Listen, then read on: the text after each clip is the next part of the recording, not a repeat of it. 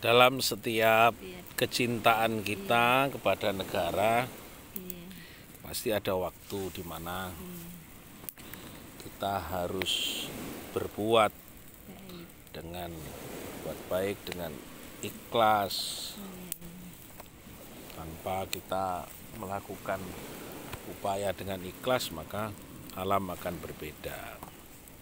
Maka marilah mengajak semua bangsa, semua rakyat dari unsur manapun, cintailah Indonesia. Semoga di bulan Suro ini orang semakin banyak cinta kepada Indonesia untuk lahir para satria-satria Nusantara. Agar Panji Merah Putih, sifat dari kemuliaan yang dijanjikan oleh leluhur pasti akan menjadi nyata. Mari kita memujikan kepada Ibu Bumi Bapak Angkoso, kepada leluhur kita, agar kita mengembalikan aksara-aksara Nusantara, aksara Jawa, tanpa menghidupkan aksara Jawa, maka kita malu menjadi bangsa, karena kita masih menggunakan huruf asing. Kenapa leluhur itu memberikan peringatan yang begitu banyak kepada kita? Benarnya karena kita lupa pada saat kemerdekaan masih aksara Jawa digunakan sebagai pengetahuan, masih ditulis, masih dipelajari. Ini Suro bersama kemerdekaan. Ya, ini ada titik temu ya. Peristiwa bulan Suro, tepat pada bulan Agustus, ini adalah peristiwa yang luar biasa. Jika kita memahami ini, apalagi orang-orang sudah memahami tentang syarat dari kemerdekaan yang luar biasa, bulan ini dan tahun ini adalah peristiwa yang cukup membuat tanda-tanda ini semakin menguat. Semakin kuat jika kita sadar untuk menegakkan kembali getah-getih Gulo Klopo Merah Putih. Oh iya, betul. Nah, kita akan menjadi orang yang sempurna jika kita mencintai Nusantara.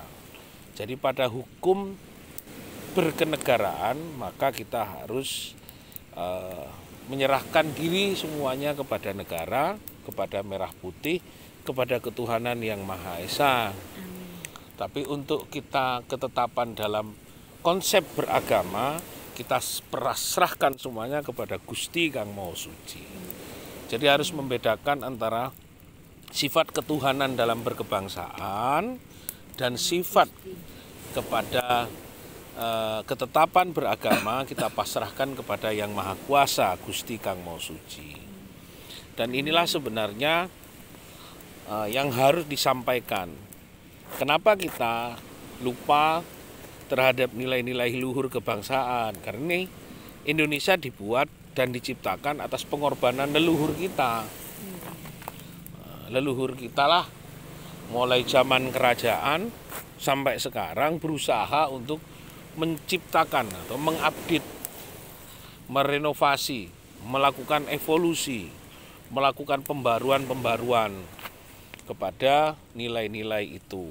Sehingga pada saat ini pun pembaruan-pembaruan itu terus dilakukan dengan mengalami sebuah proses yang cukup banyak. Tetap kembali kepada sifat luhur kebangsaan, yaitu kita harus menembah mering Gusti Kang Maha Suci dalam beragama dan pasrah kepada ketuhanan yang Maha Esa dalam berkebangsaan.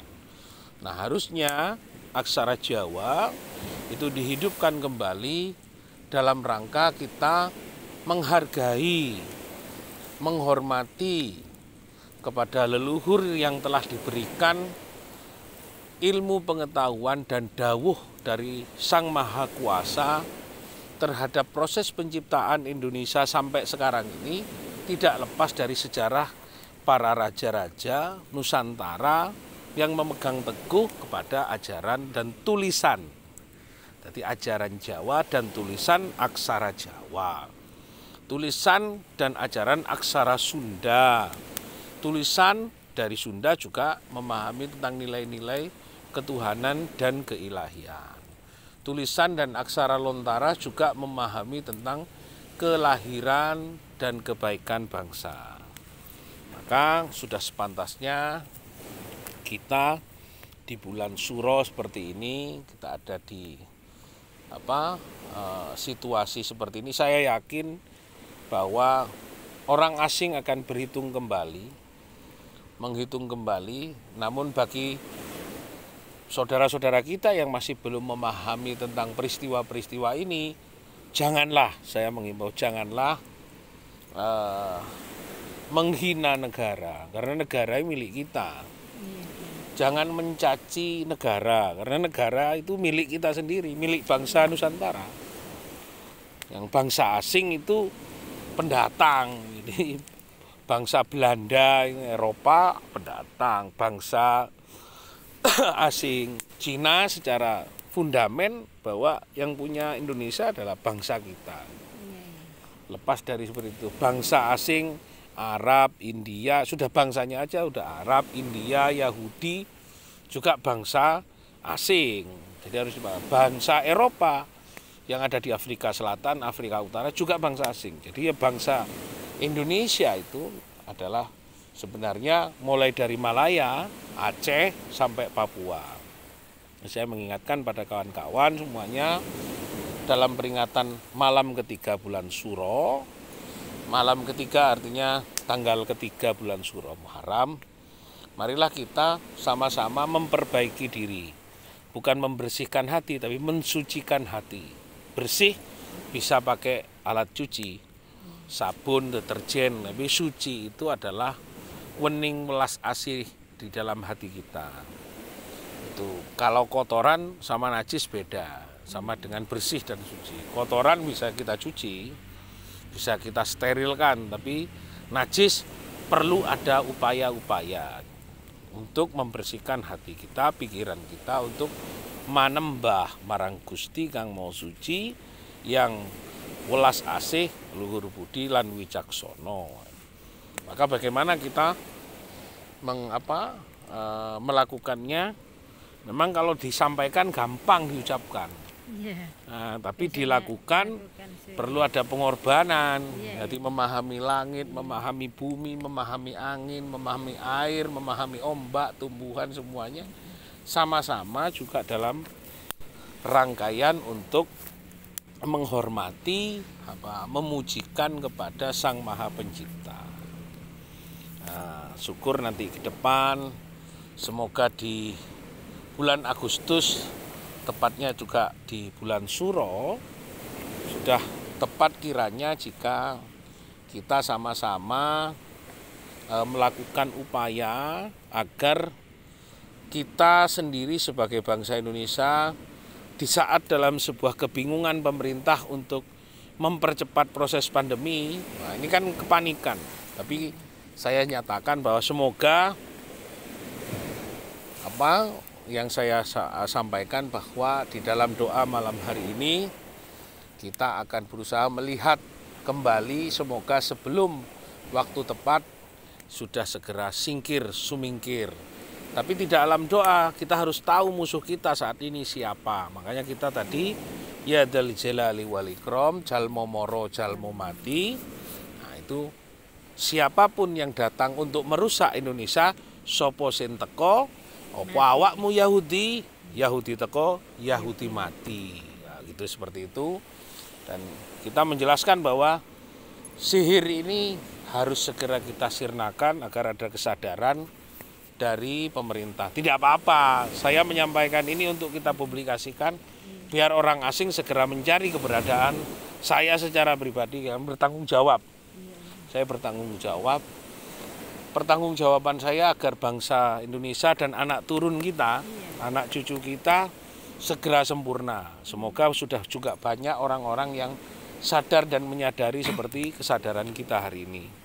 Agar kesadaran kita tertularkan kepada pemerintah dan juga kepada Bapak Presiden agar segera bangkit kesadarannya agar tidak terprovokasi. Memang luar biasa beliau ini telah melakukan upaya-upaya untuk pengembalian. Jadi ada banyak yang tidak suka dengan keberadaan seorang presiden yang berani mengambil alih emas kita yang di Freeport, mengambil alih tambang minyak kembali ke Indonesia, mengambil alih semua aset-aset yang dikuasai asing dikembalikan Indonesia. Maka ada orang bangsa kita sendiri yang tidak setuju dengan apa yang dilakukan, sehingga masih melakukan konspirasi dengan asing untuk melakukan upaya-upaya pembingungan kepada pemerintah.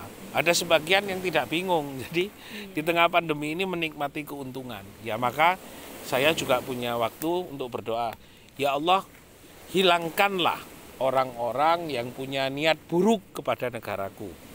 Jadi kita tidak menunjukkan nama, tapi hilangkanlah orang-orang yang punya niat jelek kepada Nusantara. Hilangkanlah orang-orang yang punya sifat dan niat buruk kepada Indonesia. Karena hanya Engkau, ya Allah, yang Maha Kuasa, yang Maha Suci, yang Maha Luhur dan welas asih, yang mampu untuk memisahkan orang-orang yang tidak baik, memisahkan orang-orang yang baik, karena Engkau punya petugas yang sungguh luar biasa hebatnya. Hanya Tuhan. Demikian ini menjadi sebuah konsumsi dari pemirsa Cahaya Batin, agar batin pemirsa, batin bangsa dan negara kita itu kembali bersinar. Nah, kalau semua bersinar sebenarnya bercahaya. Kalau manusia itu nur itu adalah cahaya, nek sinar itu kayak lampu traffic light itu ada warnanya. Tapi kalau cahaya tanpa warna. Jadi malam ini walaupun di kegelapan kita masih punya cahaya. Jadi cahaya itu tanpa warna, saking terangnya menjadi bening tanpa nampak. Jadi ini cahaya. Kalau itu sinar. Jadi sinar itu lampu, cahaya itu bening tanpa warna. Jadi semoga hati kita menjadi cahaya bagi alam semesta. Alam semesta secara hakikat adalah badan, secara syariat ya seperti yang kita duduki malam ini. Terima kasih. Nah, ini untuk pemirsa Cahaya Batin, terima kasih. Saya tidak mengawali tadi dalam karena kita malam ini dalam ruang doa di pinggir laut. Bisa dicek, saya di pinggir laut di pantai sebelah Madura dan sebelah Surabaya. Jadi tadi ada, semoga Madura madunya negara, jadi maduning negoro atau maduning segoro. Secara syariat maduning segoro yo garem mau itu. Maduning negara putra wayah kabeh sing bakal dadi pemimpin kang sampurno. Jadi kita yang punya tanggung jawab di umur kayak ini untuk mensempurnakan mereka, sehingga mereka ketika nanti sudah dewasa mengingat apa yang kita lakukan ini hanya demi merah putih, hanya demi tegaknya getah getih. Jadi getah itu putih, getih abang, gula iku abang, kelopone putih. Kembali ya. Iya. Terima kasih dalam diskusi malam ini dan doa semoga bermanfaat dan banyak orang yang sadar tidak hanya membaca secara syariat dalam tulisnya, tapi tahu secara torik, jadi secara dasar torikohnya, jalannya, hatinya, dan secara hakikat rasanya. Sehingga kita dalam berkawedar mengerti barangnya berarti ma'rifatullah, betul-betul kita bisa makrifat karena hanya Allah yang makrifat.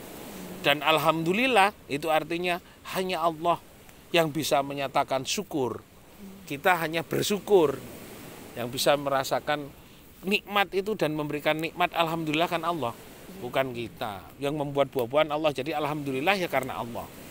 Jadi alhamdulillahnya itu semoga malam hari ini semua kebingungan, penguatan sihir dari asing, dari Yahudi yang mungkin juga saat ini yang saya nyatakan bahwa keturunan Yahudi yang ada di sekitar sebuah negara yang tidak perlu saya sebutkan nanti akan sirna karena kita sedang berhadapan-hadapan. Apapun saya bertanggung jawab terhadap kepentingan bangsa dan negara walaupun tidak punya jabatan apa-apa, tidak juga sebagai tentara, tidak juga sebagai gubernur, wali kota, tidak juga sebagai menteri, tidak juga sebagai komisaris-komisaris, tapi saya sebagai pemilik sah Negara Kesatuan Republik Indonesia, sebagai rakyat, katanya rakyat pemilik negara.